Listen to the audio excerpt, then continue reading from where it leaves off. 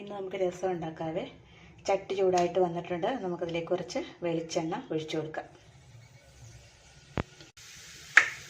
ഉലുവയും കടുവൊക്കെ പൊട്ടിക്കഴിഞ്ഞിട്ടുണ്ട്. നമുക്കതിലേക്ക് 2 ചെറിയ സവോളയും 2 പച്ചമുളകും അരിഞ്ഞു വെച്ച് ചേർത്ത് കൊടുക്കാം കേട്ടോ. 1 സ്പൂൺ ഉപ്പ് കൂടി കൂടി ചേർത്ത് കൊടുക്കുകയാണ്. ഇതിന് നമുക്ക് നല്ലതുപോലെ വഴറ്റിയെടുക്കാം. ഉപ്പ് ചേർക്കുന്ന സവോള പെട്ടെന്ന് വാടി കിട്ടുവേ, അതിന് വേണ്ടിയിട്ടാണ് ഉപ്പ് കൂടി ചേർക്കുന്നത്. ഇതിലേക്ക് നമുക്ക് ചതച്ച് വെച്ച 1 സ്പൂൺ ഇഞ്ചി ചേർത്ത് കൊടുക്കാം കേട്ടോ. 1 സ്പൂൺ വെളുത്തുള്ളി ചതച്ചത്, 1 ചെറിയ ടീസ്പൂണാണ് ജീരകം ചതച്ചത്. ചെറിയ ജീരകമാണ്. ഇതൊന്ന് വഴറ്റിയെടുക്കാം.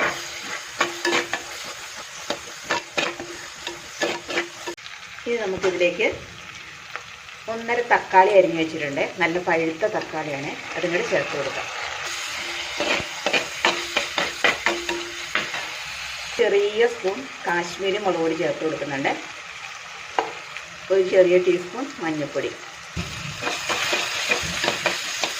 ഇനി നമുക്കിതിലേക്ക് കുറച്ച് കുരുമുളക് പൊടി കൂടെ ചേർത്ത് കൊടുക്കാവേ. 1 ടീസ്പൂൺ കുരുമുളക് പൊടി.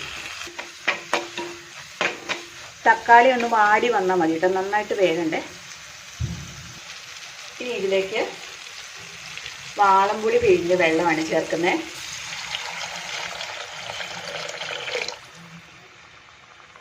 കുറച്ച് വെള്ളം കൂടി ചേർത്ത് കൊടുക്കട്ടെ. ഇപ്പോൾ ഒരു 1/2 ലിറ്റർ വെള്ളമുണ്ട് കേട്ടോ. ഇത് നന്നായിട്ട് തിളച്ച് വരട്ടെ. ഒരു പൊടിക്ക് ഉപ്പും കൂടി ചേർത്ത് കൊടുക്കണം. ഉപ്പ് ഇച്ചിരി കുറവാണ്. പുളി അങ്ങ് ചേർത്ത് കഴിഞ്ഞപ്പോൾ ഉപ്പ് കുറഞ്ഞിട്ടുണ്ട്. കുറച്ച് ഉപ്പും കൂടി ചേർത്ത് കൊടുക്കാം. രസം നന്നായിട്ട് തിളച്ചിട്ടുണ്ട്. നമുക്കിതിലേക്ക് കുറച്ച് മല്ലിയില ചേർത്ത് കൊടുക്കാവേ.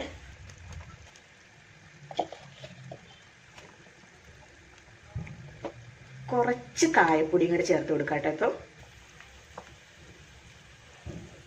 കുറച്ച് ചേർത്ത് കൊടുത്താൽ മതിയേ. നല്ല മണം.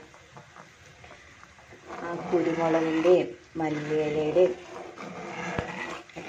ജീരകത്തിൻ്റെയും നല്ല മണം. രസം എല്ലാവരും ഇങ്ങനെ ഉണ്ടാക്കി നോക്കണേ. ഇനി ഉണ്ടാക്കുമ്പോൾ